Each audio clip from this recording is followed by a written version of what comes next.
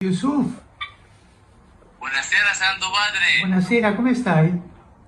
sto bene grazie a Dio, mi scusa, è stato con il Santa Messa. Ah, con la messa.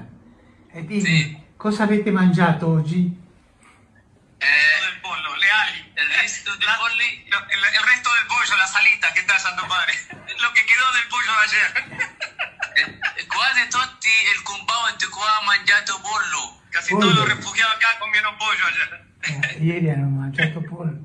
Anche il dottor Atallah. Y también el doctor. come va? كلت فراخ النهارده يا دكتور؟ كلت قاعد فراخ النهارده. الحمد لله. Salam alaikum.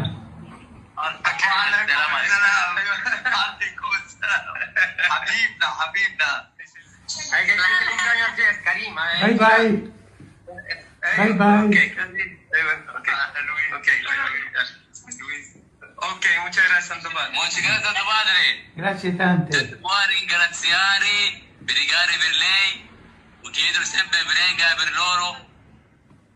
E prega a favore, non contro. Sì, grazie Santo Padre. A domani. Grazie. A A domani Santo A Padre. domani. Ciao, Shukran. Shukran.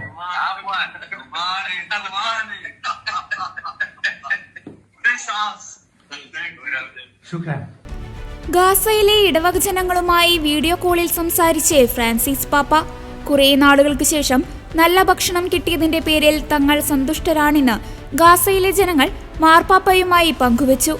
Father Gabriel റൊമാനെല്ലിയുടെയും ഫാദർ യൂസഫ് അസദിന്റെയും നേതൃത്വത്തിലാണ് ഗാസയിലെ holy family ഇടവകാംഗങ്ങളെ താൻ ഫോൺ വിളിച്ചതെന്ന് പൊതുകൂടിക്കാഴ്ച വേളയിൽ ഫ്രാൻസിസ് മാർപ്പാപ്പ അറിയിച്ചു. കൂടാതെ യുദ്ധത്തിൽ തകർന്ന രാജ്യങ്ങൾക്കു വേണ്ടി സമാധാനത്തിനായി പ്രാർത്ഥിക്കാൻ വിശ്വാസികളെ പാപ്പ ക്ഷണിക്കുകയും ചെയ്തു.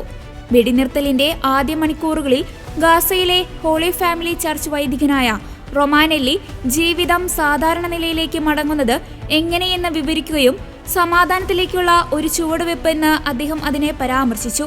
അതേസമയം മാർപ്പാപ്പയുമായിട്ടുള്ള തന്റെ ബന്ധത്തെപ്പറ്റി അദ്ദേഹം എടുത്തു പറഞ്ഞു.